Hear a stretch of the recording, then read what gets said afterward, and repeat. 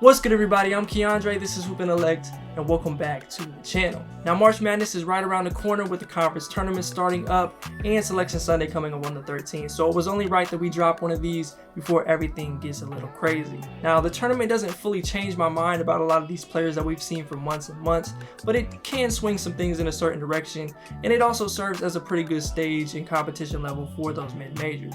There's a lot to get to in this one, so let's go ahead and get it started with those honorable mentions. Before we get into it, let me tell you about Prize Picks, the best place to play daily fantasy. You pick the over or under on 2 to 5 players projections and you can win up to 10x on any entry. They've got basically every sport that you can think of, but you know what, we like to keep it over here. And you can make entries like these in just minutes. The good folks at Prize Picks have set it up so you can get your first deposit matched up to $100 when you use the code Intellect when you sign up. The link is in the description. Make great picks, win big prizes, and have some fun, and be sure to use that code Intellect. Now back to the big board. You still got a ton of draftable talent here. A lot of them I spent too much time trying to find a spot for, but it didn't work out that way just yet, and some of those others are likely 2023 guys to keep a real eye on.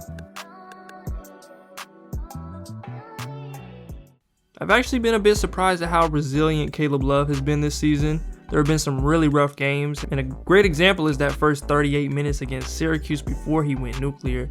He's got to work on his decision making and rounding out his game still, but I think he's too good of a pull-up and overall three-point shooter to eliminate him from draft conversations. Johnny Juzang is going to have the chance to boost his stock once again like he did last year, putting himself on NBA radars. I'm not sure there's much new that he can show and prove heading into winning time, but a good run for UCLA hitting threes and continuing to be that big time shot creator would be key. I really like watching Youngjoon Lee play. He's one of the very best in the A10 and could really be one of those guys who solidifies his draftable status with a really good March, specifically defensively.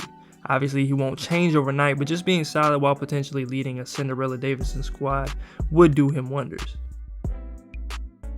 Produced Travion Williams has a wide draft range. I love his skill set. He might need to really shoot the three to make things easier on himself, but he's someone I'd want on my team. And he's due to have a big time March run, and the Boilermakers might need it to get where they want to go. Offensively, Michael Foster still has some extremely appealing potential as a big man. He's shown it throughout his time with the Ignite. The total defensive game is what has kept him from really staying in that top 40 range to me. He's young, still has a ton of time to grow, but I'm still a little bit on the fence just on that end of the floor. Isaiah Mobley's been one of the best players in the Pac-12 all season, and for a USC team that's looking like a 5 seed in the tourney. A big that skilled and versatile on both ends is definitely worth drafting and will probably go higher than I've got him ranked right now. Getting to watch more Orlando Robinson in Fresno State, he's become one of the more entertaining players to me. He's a skilled big who'll get you out your seat at least once a game. He's really carried this Fresno team offensively most of the year. Leaves a little bit to be desired defensively at times, but he's mobile enough. I buy a lot of his tools. And to me, he's still a potential riser, though I have him second round at the moment.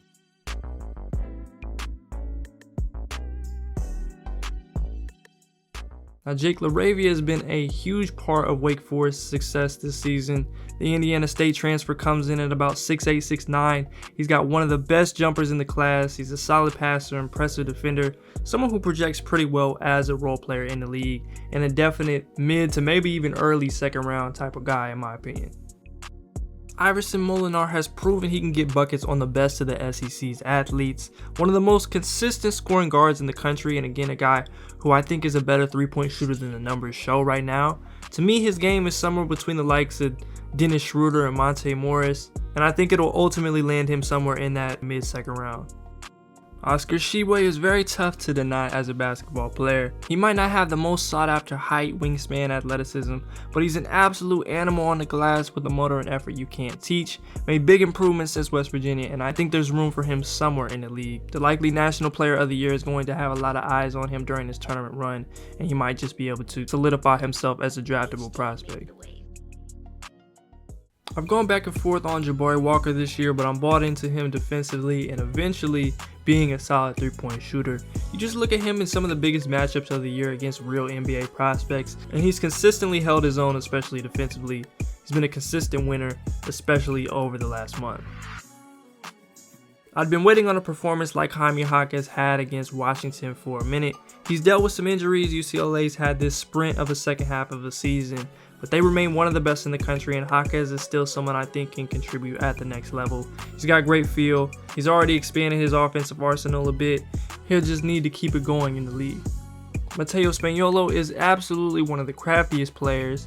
He's about 6'4", 6'5", combo guard who, when he gets in close, will hit you with an array of moves. He's a solid passer, really nice pick and roll player, and I'm always a huge fan of creative players. I think that's an underrated element, especially for guards, and Mateo checks that box like few others do.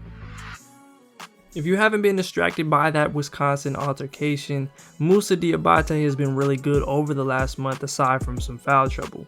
His 28-point performance against Iowa, the second Purdue matchup, even Illinois, Diabate has shown off the league potential, especially defensively.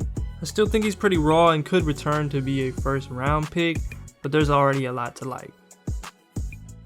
Memphis' Josh Minot has shown quite a bit of NBA potential in his somewhat limited run this year. I don't know what it is, because when he's played high minutes, he's always performed as one of, if not the best player on the team.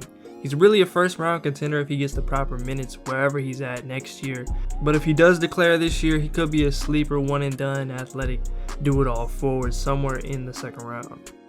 Florida State's John Butler could very well be a lottery pick next year, so it only makes sense to include him on the board this year, even though declaring might not make the most sense for him. There's a lot of work to be done physically, and he's still pretty raw across the board, but a guy that size who truly moves like a guard or wing, can hit threes, handle it, and defend at a high level in multiple spots is always intriguing. More than anything, Jordan Hall just looks the part of an NBA player. I often wonder what he'd look like in a different situation in college, but he's got the size, he's got the passing ability at 6'8", he'll flash some scoring and pull-up potential. Everything isn't fully realized yet, and he's not the greatest athlete, but someone who should at least be an early to mid-second round pick. Caleb Houston just had another extremely underwhelming game against Ohio State, but before that, it looked like he might have turned a bit of a corner since that 23-point game against Rutgers. He checks a lot of boxes as a 6'8" wing who can knock down the three, make plays, and has improved defensively, though he may not be the guy we thought coming in. Christian Koloko is one of the keys to Arizona's tournament success. As good as he's been this year, the foul trouble is something that's plagued him in a lot of their games, most recently against Colorado. NBA-wise, he's got the coveted rim protection, athleticism, lob threat, and high free throw combination that should still have him drafted in a solid spot. Jalen Williams has become one of my favorites. He's a big, skilled guard or wing who has a knack for making plays and has the potential to be good defensively. He really just does a lot of things well, and he's been one of the absolute best players in the West Coast Conference. And though Santa Clara is probably out of the tournament picture unless they win it, he's been every bit of a pro and one of my favorite sleepers. I honestly wouldn't be too surprised if Keon Ellis ends up being this Alabama's team best NBA player in the end. His bounce back game against Kentucky and then against South Carolina recently were super convincing, and heading into the tournament I could see him earning real top 40 consideration. I had definitely been sleeping on Ryan Rollins for far too long. The 6'4" guard out of Toledo is one of the most skilled in the class. He's a solid but not super explosive athlete, can score all over the floor, has some silky smooth shooting mechanics, and can make plays for others. Defensively, it hasn't been great, and that's the real reason he doesn't get more credit besides being at a mid-major. To me, he's just too good not to consider, and if he can get busy in March, he could mess around and be this year's Jason Preston. Hugo Besson has been a little more inconsistent than I had hoped after his hot start, which is part of the reason I no longer think he's a first round guy, but he's an adept combo guard with some of the highest self-creation moments in the class, and an ultimate early second round type of guy. In a draft that's been dominated by breakout sophomores, Marquette's Justin Lewis belongs in that group as well. A physical 6'7", Lewis is sort of a natural perimeter-oriented 4 who has proven to be a solid shooter and an improving decision maker. If Marquette can get like a 7 seed, they might make some real turning noise with Lewis running the show. Julian Champagne's last month has included some of the absolute best games we've seen from him, and also some of the most lackluster. But back-to-back against Xavier and Butler is all you really need to see to be convinced of him as a top 40 player. He has 7 steals against the Bulldogs, and like I've mentioned, those areas beyond scoring have improved, even as his stat line looks pretty similar to last season's.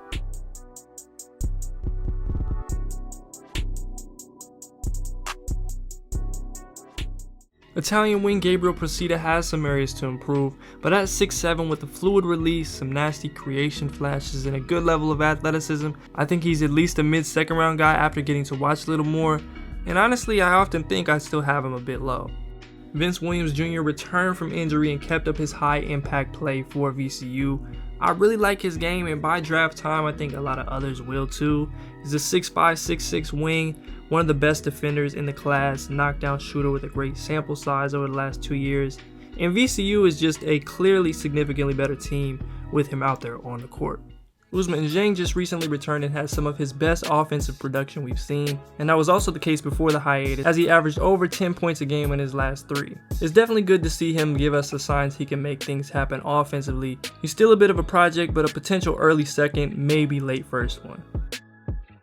Arkansas's Jalen Williams has been one of my favorite players in college basketball this season. He's a winner in every sense of it, one of the best big charge takers I've seen, which is a testament to his feel. He's been scoring at a higher rate, can put the ball on the floor, and is someone I'm just super confident in being a contributor at the next level. Wendell Moore has maintained his consistent level of play, putting up about 11, 5, and 5 or 40% from 3 over the last month.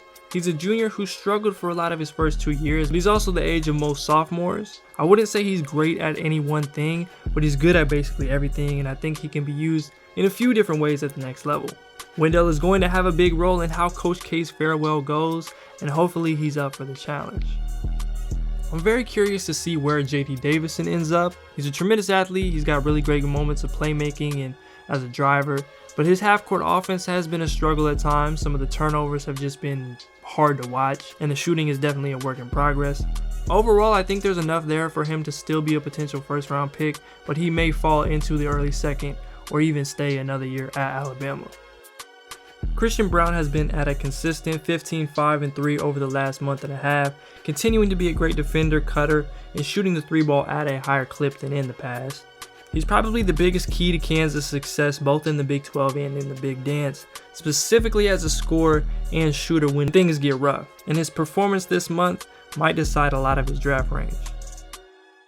At this point, while I would still consider Max Christie in the first round, he hasn't taken that second half jump I really expected to see this year offensively, which might point towards him taking that second year to continue growing. He has lots of tools, a very pretty looking jumper, an increasingly impressive defender. I'm still a fan, but I just want a little more out of him offensively. Kennedy Chandler's ability to create an advantage off the bounce and make plays for others is what'll get him drafted. What'll make him really good in the league is if he can become a consistent 3-point shooter, add that in between game, and really compete defensively. He's already been much better on that end than I anticipated. It's just he'll likely be a one-position guy at the next level. I'd probably say he ends up somewhere between 25 and 35 on draft night. Ishmael Kamagate remains one of the top centers. He's averaging about 11 and 6 and a block in 25 minutes for Paris basketball. There's not much else new to say about him, I just really think he's a good prospect. He's one of the best international players and centers in the class, already performing alongside league or fringe league talent. Harrison Ingram continues to be one of the more interesting players. His all-around combination of size, playmaking, and shooting potential make him a possible first rounder. I've got some concerns about him defensively. He's not the greatest athlete and might be tasked with guarding certain wings a bit more than you'd be comfortable with, but he's a winner for sure and probably worth all of those risks. I still really believe in Trevor Keels as a first round talent. Teams are always clamoring for guys you can throw on opposing guards at the point of attack, and he gives you something offensively as well. Heading into the tournament, he'll probably need at least one high impact performance to regain some of that opening night favor, but for me, he's still firmly there. NC State's Terquavion Smith has done enough to be included in the 2022 board after being more of a 23 guy in my mind. He's skinny but a terrific athlete, a great shot maker who's had some outrageous stretches from deep. Passing flashes have been there as well. He may just test the draft waters, but I find it hard to believe he's not already going to get some good feedback this year. I'm prepared for all outcomes with John Montero. I wouldn't be surprised if he ends up one of the 15 best players from this class, or if he doesn't quite perform at a first round level and too much stock was put into his projection up a couple levels to the NBA.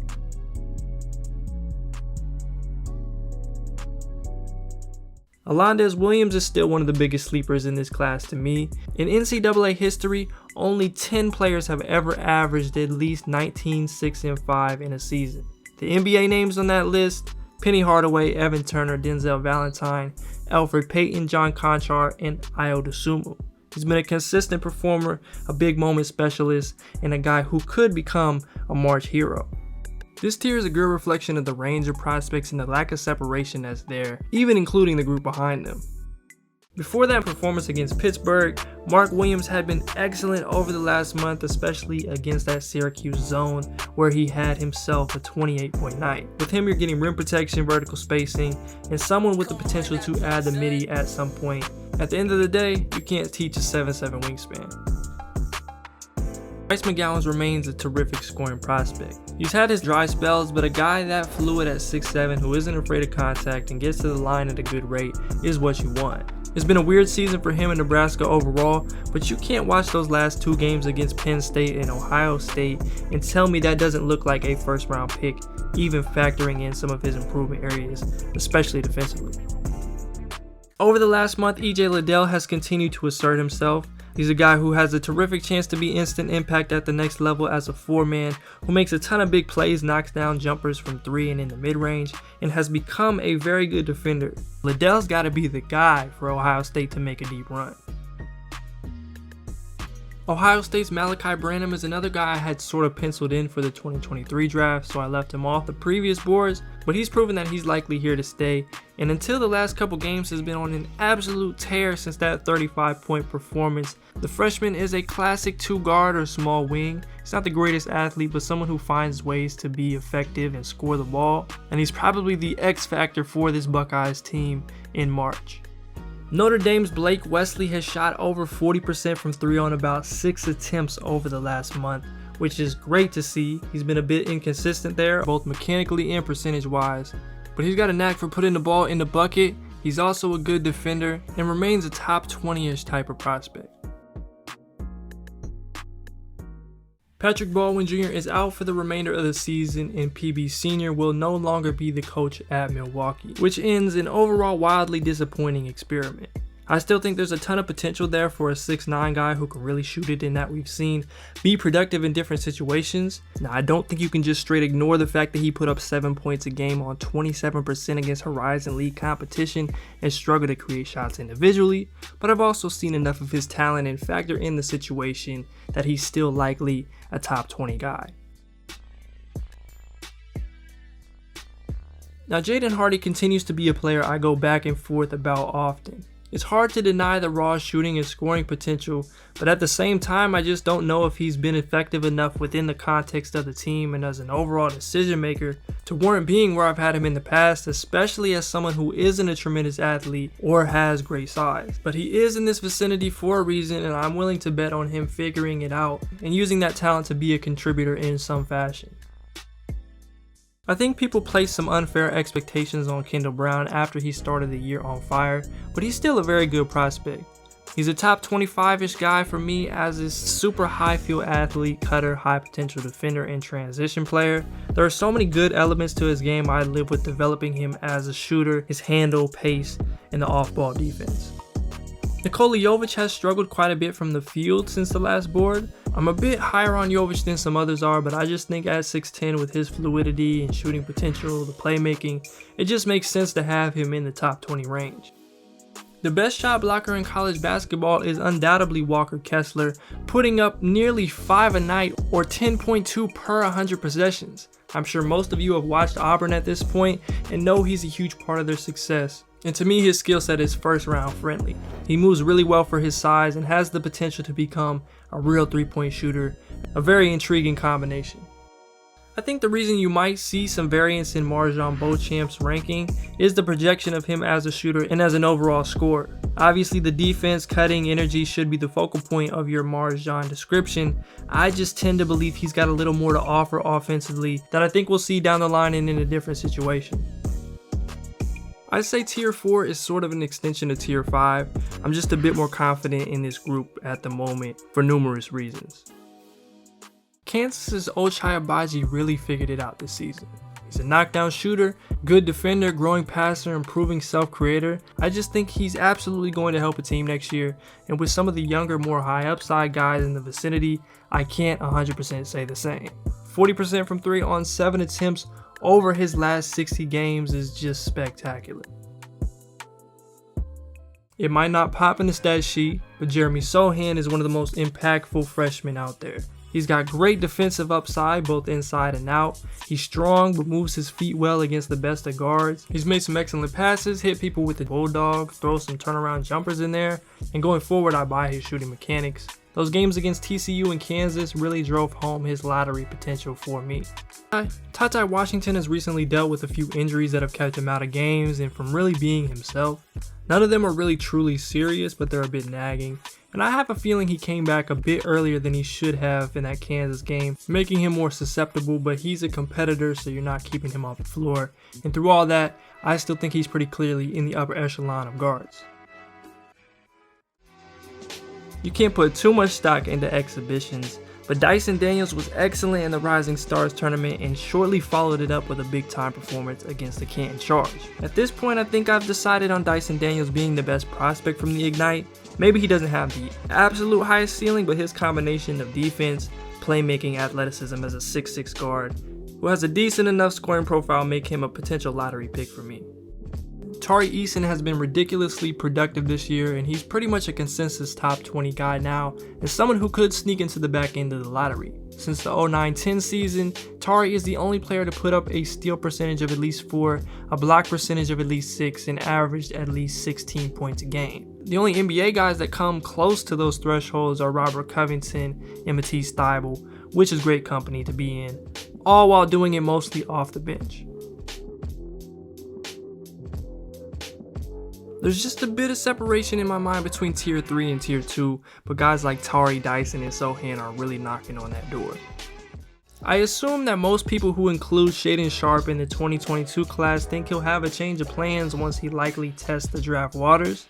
Cal and Sharpe have made it clear on numerous occasions the plan is to play at Kentucky next year, but I could see him getting good feedback and just deciding to go. From the outside looking in, there's just so much projection and stuff we're not privy to outside of his various high school competitions, but from what I've seen, he fits pretty well in this tier.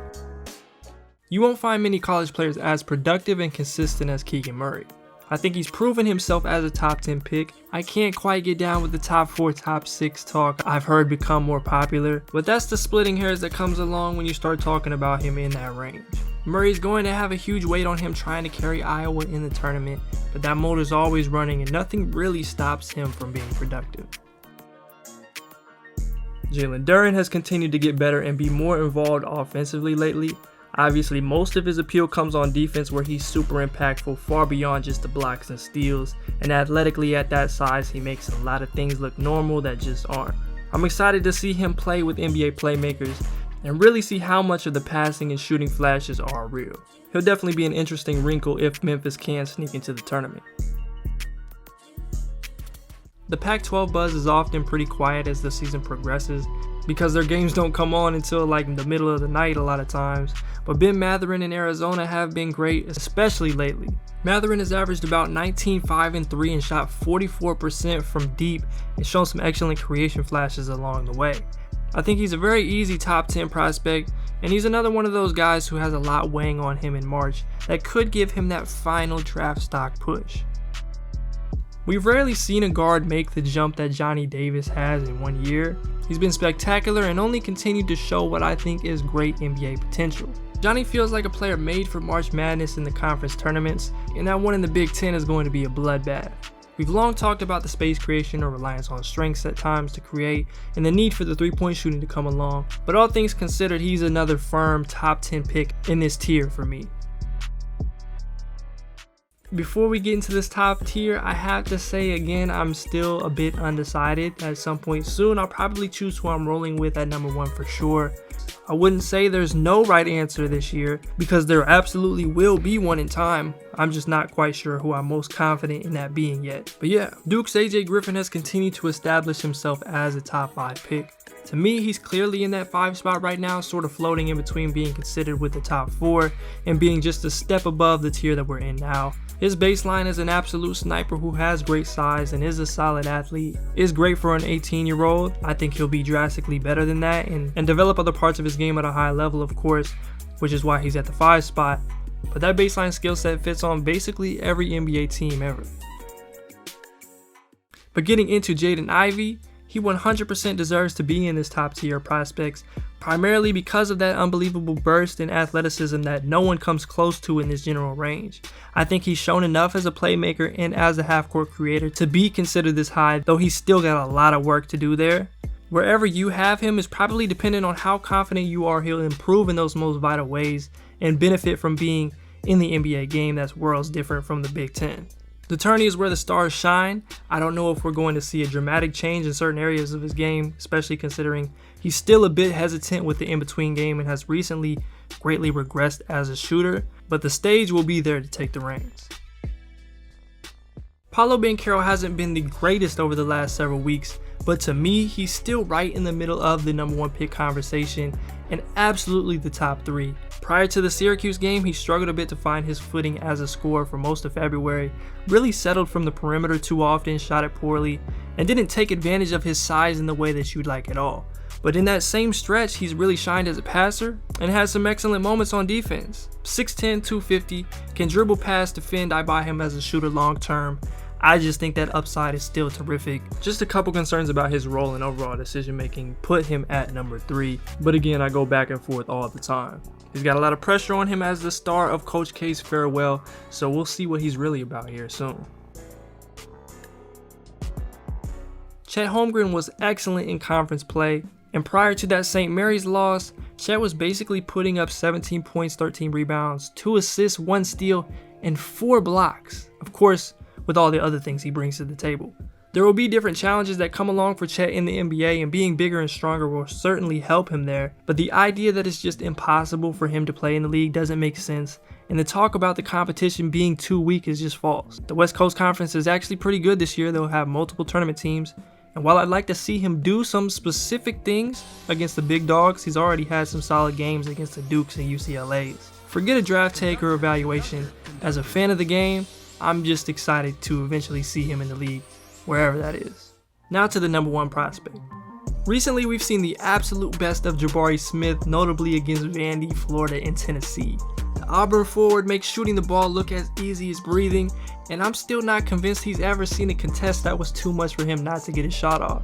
As you know, his combination of size, shooting, and defensive prowess are what make him a probable top 3 lock. And while his game is very perimeter oriented, he might make some ill-advised decisions. The finishing concerns me a bit. The wow factor with him is as high as anyone's, and his game is a seamless fit in basically every situation. Auburn's guards make some wild decisions late game, and it might bite them in the tourney, but Jabari's tenacity and skill set is built for the roller coaster ride of March Madness and the Final Four, if they can get there. Here's a look back at the entire board. There will still be some movement as I get to watch more of some of those guys in the latter half, and a few March Madness eye-openers could change some things just slightly.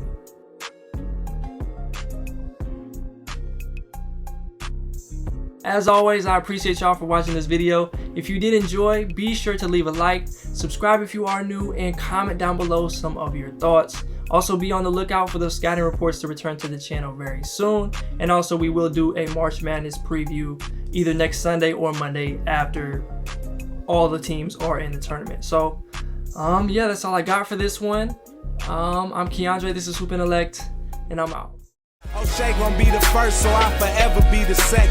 Who rep Lamar Park is something you ain't got a question. They like, damn, grown up, better than we expect. You can sit up on my show.